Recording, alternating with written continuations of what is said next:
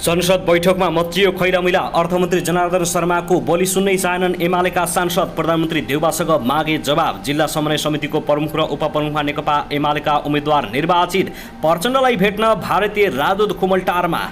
करको विषयमा अर्थमन्त्रीले गोपनीयता भङ्ग गर्नु गम्भीर अपराध भएको सुरेन्द्र पाण्डेको भनाई। नियमित विद्यालय नआउने शिक्षकलाई वडा अध्यक्षले कारबाही गर्ने। संसदमा अर्थमन्त्री जनार्दन शर्माको राजीनामा माग। लुम्बिनी प्रदेशकी स्वास्थ्य राज्यमन्त्री बिमला ओली प्रहरीको नियन्त्रणमा। राज्यमन्त्री ओलीको दादागिरी यस्तो, प्रेमीको घरमा पसेर श्रीमती र छोरीमाथि कुटपिट। आखिर किन? कति वर्ष जेल होला राज्यमन्त्रीलाई? करिब 8 महिनापछि नेकपा एमाले अध्यक्ष केपी शर्मा ओली र माओवादी अध्यक्ष प्रचण्डबीच फोन वार्ता भएको खुलासा। 25 मिनटसम्म लामो छलफल भएको फोनमै डरलाग्दो खुलासा।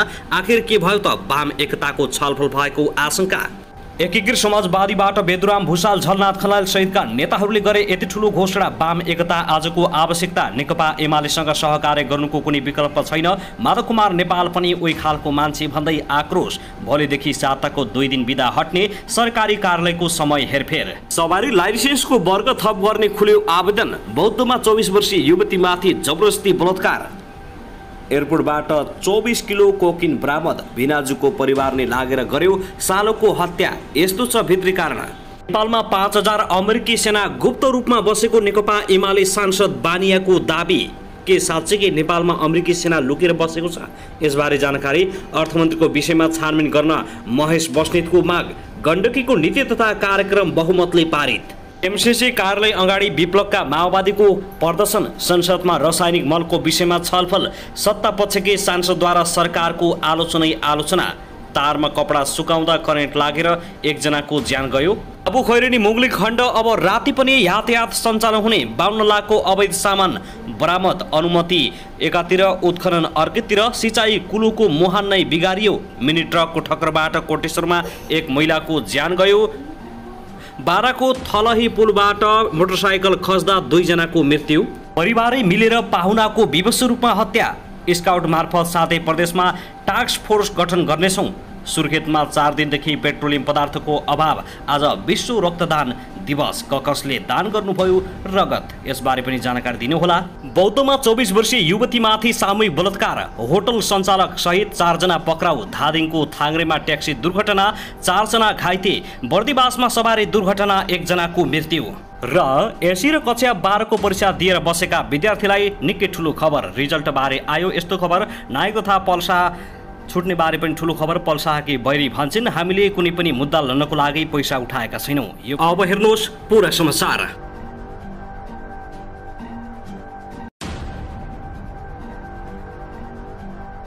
दर्शकहरुमा नमस्कार। तपाईहरुलाई हार्दिक स्वागत छ हाम्रो च्यानल त्रिशुली खबर ट्युबमा। यदि हाम्रो च्यानललाई अहिलेसम्म सब्स्क्राइब गर्नुभएको छैन भने सब्स्क्राइब गरी नजिक रहेको बेल आइकनलाई दबाई हामीसँग जोडिनुहोला। दर्शकबिन सदाझै आज पनि हामी तपाईहरुमाझ देशभरका विभिन्न खबरका साथ उपस्थित भइसकेका छौं। यो भिडियोलाई अन्तिमसम्म हेरी हाम्रो साथ दिनुहोला। दर्शकबिन हाम्रो मेहनतको लागि एउटा सानो लाइक गर्न भनी नभुल्नुहोला। कहाँदेखि हेर्दै हुनुहुन्छ, के भन्न चाहनुहुन्छ, तपाईको मनमा लागेका प्रतिक्रिया अवश्य पनि कमेन्ट गर्न नभुल्नुहोला। दर्शकबिन के तपाईँ हाम्रो च्यानलमा नियमित श्रोता हुनुहुन्छ? यदि नियमित हुनुहुन्छ भने तल कमेन्ट बक्समा नियमित अथवा रेगुलर लेख्नुहोस्। यदि तपाईँ नयाँ हुनुहुन्छ भने सब्स्क्राइब गरी जोडिनुहोस् ताकि नयाँ अपडेटका साथ हामी तपाईहरुमाझ दैनिक रूपमा उपस्थित हुने गर्दछौँ। हाम्रा अपडेटहरू तपाईहरुलाई के कस्तो लागिरहेका छन्, सल्लाह सुझाव प्रतिक्रिया अवश्य पनि कमेन्ट गर्न नभुल्नुहोला। दर्शकबिन आउनुहोस् आजको पहिलो खबरतर्फ लागौं। लुम्बिनी प्रदेशको स्वास्थ्य राज्यमन्त्री बिमला कुमारी ओलीले सर्वसाधारणको घरमा दलबल सहित छिरेर दादागिरी देखाउँदै आमा छोरीलाई निर्घात कुटपिट गरेकी छिन्। मंगलबार बिहान दाङको तुलसीपुर 5 स्थित एकराज बस्नेतको घरमा पुगेर मन्त्री ओलीले उनकी श्रीमती र छोरीमाथि निर्घात कुटपिट गरेकी हुन्। हातपात गरेको भन्दै प्रहरीले उनलाई सोधपुछका लागि नियन्त्रणमा लिइसकेको जिल्ला प्रहरी कार्यालय दाङका प्रहरी प्रमुख एसपी सुरेश काफ्लेले जानकारी दिएका छन्। मन्त्री ओली पीएसओ सहित बस्नेतको घरमा पुगेकी थिइन्। त्यसपछि उनले बस्नेतकी श्रीमती र छोरीलाई हातपात गरेको पीडित पक्षले बताएका छन्। बस्नेतकी श्रीमतीले आफूलाई ओलीले हातपात गरेको र लगाएको कपडा च्यातेको बताएकी छिन्। गेटमा लात्तीले बजार्दै गेट खोल भनिन्। को रहेछ भनेर मैले गेट खोलिदिएँ। भित्र आएर मेरो एकराज खोइ भन्दै कपडाहरू तितर बितर गरिदिन्। कोठामा छिरेर झुल च्यातिदिन्। कोठामा भएका कपडा मैले किनिदिएकी हुँ भन्दै मलाई गालामा हानिन्। बस्नेतकी श्रीमतीले यस्तो बताएकी छिन्। ओलीले विद्यालय जान ठिक्क परेको छोरीलाई पनि थप्पड हानेको बताएकी छिन्। गत वर्ष राज्यमन्त्री ओली र एकराजको प्रेमिकाको अर्थ लाग्ने गरी फोटो समेत बाहिरिएको थियो। तर ओलीले एकराजले फोटोसप गरेर तस्बिर सार्वजनिक गरेको भन्दै आपत्ति जनाएकी थिइन्। 2074 सालको प्रतिनिधि सभा चुनावमा नेकपा एमालेबाट दाङ निर्वाचन क्षेत्र नम्बर 3 को प्रदेश सभा खबाट विजय भएका श्रीमान उत्तम कुमार ओलीको मृत्यु प्रस्ताव। उनी त्यसै कोटाबाट 2076 मङ्सिरमा भएको उपनिर्वाचनमा विजय भएका हुन्। पछिल्लो समय नेकपाको सरकारमा उनी कहिले नेकपा एमालेतर्फ त कहिले नेकपा माओवादीतर्फ प्रवेश गरिरहेर निकै चर्चाको शिखरमा रहेकी थिइन्। दर्शक त्यसगरी आउनुहोस् अब अर्को खबरतर्फ लागौँ। धनकुटाको 24 गाउँपालिका 5 हमेलामा एक शिक्षकले आफ्नै श्रीमतीमाथि खुरपाप करार गरेका छन्। 33 वर्षीय सजन तामाङले 28 वर्षीय श्रीमती सुनितालाई सोमबार राति खुरपाप करार गरेको जिल्ला प्रहरी कार्यालय प्रवक्ता डीएसपी चिरञ्जीवी दाहालले जानकारी दिएका हुन्। तामाङ स्थानीय मञ्चिन्द्र देवी आधारभूत विद्यालयका स्थायी शिक्षक हुन्। सुनिता रक्ताम्य अवस्थामा छिमेकीको शरणमा पुगेर ज्यान जोगाएको स्थानीयले बताएका छन्। उनको बायाँ खुट्टा, दायाँ हात र शरीरका विभिन्न भागमा चोट लागेको छ। गम्भीर घाइते अवस्थामा उद्धार गरी राति नै धरान स्थित बीपी कोइराला स्वास्थ्य विज्ञान प्रतिष्ठानमा उपचारका लागि लगिएको छ। घटनामा संलग्न तामाङलाई मैना बुदुकबाट खटिएको प्रहरी टोलीले नियन्त्रणमा लिएको छ। घरायसी विवादका कारण घटना भएको प्रहरीको भनाइ छ। घटनाबारे थप अनुसन्धान भइरहेको प्रहरी प्रवक्ता दाहालले जानकारी दिएका छन्। दर्शक त्यसगरी मुलुकका दुई ठूला कम्युनिस्ट पार्टी नेकपा एमाले र नेकपा माओवादी केन्द्र वाम गठबन्धनतर्फ उन्मुख हुन थालेका छन्। स्थानीय तहको निर्वाचनपछि विभिन्न तहबाट वाम गठबन्धनको कुरा उठिरहेका बेला ती दुई ठूला दलका नेताहरूले वाम गठबन्धनतर्फ चासो देखाइरहेका हुन्। आइतबार साँझ एमाले अध्यक्ष केपी शर्मा ओली र माओवादीका वरिष्ठ नेता नारायण काजी श्रेष्ठबीच भएको भेटघाट र छलफलमा वाम गठबन्धनको विषयमा कुराकानी भएको छ। विगतमा कम्युनिस्ट दललाई प्राप्त जनमत जोगाउन नसकेको र वामपन्थीहरूलाई फुटाउन विभिन्न शक्ति सक्रिय रहेको विषयमा पनि उनीहरूले सामान्य छलफल गरेका थिए। अहिलेको समसामयिक राजनीतिक विषयमा कुराकानी भएको छ। त्यसमा नेपालको लोकतान्त्रिक पद्धतिमा वाम गठबन्धनका बारेमा पनि कुराकानी हुनु स्वाभाविक हो। त्यत्रो अवसर हुँदाहुँदै कहाँ चुक्यौँ भन्ने विषयमा सामान्य छलफल भयो। कमजोरीमा भूमिका आफ्नै किसिमका होलान्, तर कमजोरी भएकै हो भन्ने कुरा श्रेष्ठले बताएका छन्। वाम एकता अहिलेको अवस्थाको जरुरी रहेको भन्दै श्रेष्ठले ओलीलाई भेटेको खुल्न आएको छ। दर्शक त्यसैगरी आउनुहोस् अब अर्को खबरतर्फ लागौँ। अचानक नेपाल राष्ट्र ब्याङ्कका गभर्नर महाप्रसाद अधिकारीलाई बर्खास्त गर्ने निर्णय गरेर विवादमा आएका अर्थमन्त्री जनार्दन शर्मा पुनः विवादमा तानिएका छन्। बजेट निर्माणको अन्तिम दिन अर्थ मन्त्रालयमा अनधिकृत व्यक्तिलाई प्रवेश गराई राजस्वका दर हेरफेर गरेको खुलासा भएपछि मन्त्री शर्मा विवादमा मुछिएका छन्। पदीय मर्यादा बिर्सेर विवादास्पद काम गरेका शर्माको अघिल्लो प्रकरण नचलाउँदै दोस्रो प्रकरणले पनि उति नै चर्चा पाएको छ, आलोचित पनि भएका छन्। अर्थमन्त्री शर्माले केही व्यवसायलाई अनुकूल हुने गरी राजस्वका दरहरू हेरफेर गरेको खुल्न आएको छ। करको दर हेरफेर गर्न उनले बजेट भाषणको अघिल्लो रात जेठ 14 गते राजस्व प्रशासनमा लामो समय काम गरेर अवकाश नभएका नायब सुब्बा रघुनाथ घिमिरे र अर्का एक चार्टर एकाउन्टेन्टलाई अर्थ मन्त्रालयमा प्रवेश गराएको खुलेको छ। यसरी विवादास्पद र नीतिगत रूपमा अख्तियारको दुरुपयोग गरेका शर्माको अहिले राजीनामाको पनि माग भइराखेको छ। यो विषयमा प्रमुख प्रतिपक्षी दल नेकपा एमाले नैतिक हिसाबले पदमा बस्न नमिल्ने बताउँदै आएको छ।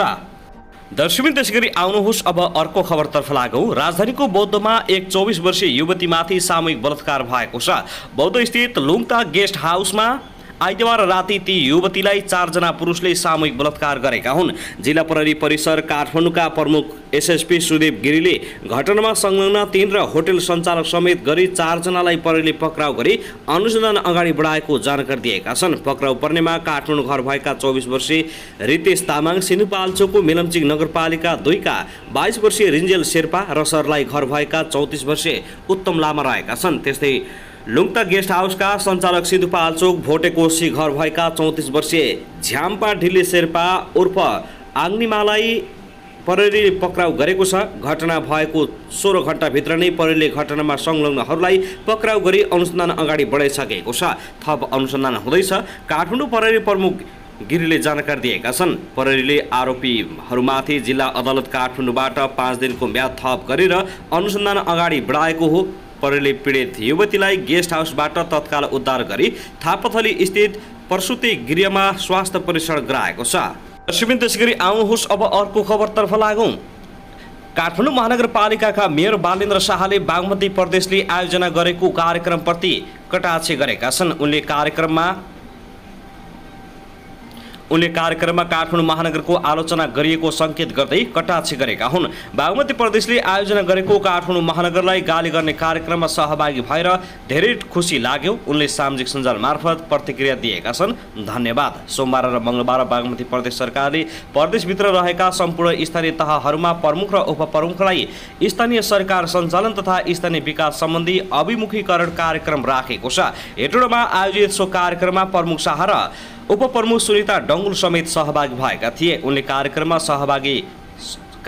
छलफल प्रभावकारी हुन नसकेको भन्दै महानगरपालिकालाई गाली मात्रै गरिएको बताएका हुन्। कार्यक्रममा स्थानीय सरकार सञ्चालन र स्थानीय विकास सम्बन्धमा विस्तृत छलफल हुने अपेक्षा गरे पनि त्यसो नभएको बताएका छन्। सो कार्यक्रमलाई सोमबार उद्घाटन गर्दै बागमती प्रदेशका मुख्यमन्त्री राजेन्द्र प्रसाद पाण्डेले संविधान सभामा उल्लेख गरिएको समाजवाद उन्मुख अर्थतन्त्र निर्माण हुने गरी काम गर्न आफ्नो प्रदेश अन्तर्गतका स्थानीय तहहरूलाई आग्रह गरेका छन्। साथै प्रधानमन्त्री शेरबहादुर देउवा सामु ठूलो सङ्कट आइपरेको छ। उनलाई प्रधानमन्त्री बनाउन सघाउने गठबन्धनका दलहरूभित्र भाँड भैलो चलेपछि देउवामाथि सङ्कट आइपरेको हो। यो सङ्कटले उनलाई सत्ताबाट पनि हट्नुपर्ने अवस्थामा पुर्याउन सक्ने देखिँदैछ। गठबन्धनको नेकपा माओवादी केन्द्र, नेकपा एकीकृत समाजवादी पार्टी र जनता समाजवादी पार्टी फुटको सङ्घारमा पुगेका छन्। यसलाई जोगाउन नसके देउवालाई दूरगामी असर पर्न सक्छ। माओवादीले यस फुटेमा फुटबाट बनेको शक्ति सिधै एमालेसँग जोडिन सक्छ। यसले गठबन्धनलाई कमजोर मात्र बनाउने छैन, आगामी संसदको चुनाव देउवाका लागि निकै ठुलो चुनौती बन्न सक्छ। अहिले सबैभन्दा ठुलो दबावमा प्रचण्ड परेका छन्। नारायणकाजी श्रेष्ठ, वर्षमान पुन लगायत प्रभावशाली नेताहरू विद्रोहको तयारीमा पुगेका छन्। श्रेष्ठले एमाले अध्यक्ष केपी शर्मा ओलीसँग भेटवार्ता गरिसकेका छन्। पुनः त ओलीसँग नियमित सम्पर्कमा रहेर कम्युनिस्ट एकताको पक्षमा लागिरहेका छन्। प्रचण्डमाथि ओलीसँग सहमति गरेर चुनावमा जान पुनले सबैभन्दा बढी दबाव सिर्जना गरिरहेका छन्। श्रेष्ठ र पुनले विद्रोह गर्न सक्ने देखिएपछि प्रचण्डले उनीहरूलाई मन्त्री बनाएर भए पनि सङ्कट टार्ने रणनीति चालिसकेका छन्। यसका लागि अर्थमन्त्री जनार्दन शर्मालाई ब्याक गराउन खोजेका छन्। अन्य मन्त्रीहरूलाई पनि ब्याक गराएर व्यवस्थापन गर्ने प्रयासमा अगाडि बढेका छन्। नेकपा एकीकृत समाजवादी पार्टीले मन्त्री फेर्न खोज्दा भाड भैलो भइसकेको छ। यसका मन्त्रीहरूले माधव नेपाल र झलनाथ खनाललाई नै चुनौती दिइसकेका छन्। तर यसभित्र विद्रोह हुनु भनेको देउवाका लागि अर्को सङ्कट हुन सक्छ। यसले माधव कुमार नेपाल र झलनाथ खनालमाथि ओलीसँग मिल्ने दबाव बन्न सक्छ। खनाल त एमालेसँग तालमेल वा एकताको सम्भावनाको ढोका बन्द नभएको बताएर चर्चामा आइसकेका छन्। दर्शकबिन त्यसगरी आउनुहोस् अब अर्को खबरतर्फ लागौँ। नेकपा माओवादी केन्द्रका अध्यक्ष पुष्पकमल दाहाल प्रचण्डले अर्थमन्त्री जनार्दन शर्मालाई राजीनामा दिन सुझाव दिएका छन्। प्रचण्डको सचिवालयका एक सदस्यका अनुसार आइतबार निजी निवास कुमलटारमा बोलाएर बजेट निर्माणमा अनाधिकृत व्यक्तिको प्रवेशको विषयले पार्टीलाई अप्ठ्यारो पार्ने भन्दै उक्त सुझाव दिएका हुन्। बजेट निर्माणमा अनाधिकृत व्यक्तिको प्रवेशबार प्रचण्डले मन्त्री शर्मासँग प्रश्न गरेका थिए। सचिवालय स्रोतका अनुसार प्रचण्डको प्रश्न थियो, सुन्नमा आए जस्तै बजेट निर्माणमा बाहिरको कुनै व्यक्तिलाई प्रवेश दिएको हो? जवाफमा उनले ठुलो गल्ती नभई सामान्य भुलचुक भएको हुन सक्ने गोलमोलटोल उत्तर दिएका थिए। उक्त विषयमा गठबन्धनका नेताहरू र आफ्नै पार्टी केही नेताहरूबाट आफूले सुनेको प्रचण्डले बताएका थिए। निरन्तर विवादमा रहँदा पार्टी र आफूलाई अप्ठ्यारो पर्ने भन्दै सहज वातावरण बनाउन प्रचण्डले शर्मालाई सुझाव दिएका छन्।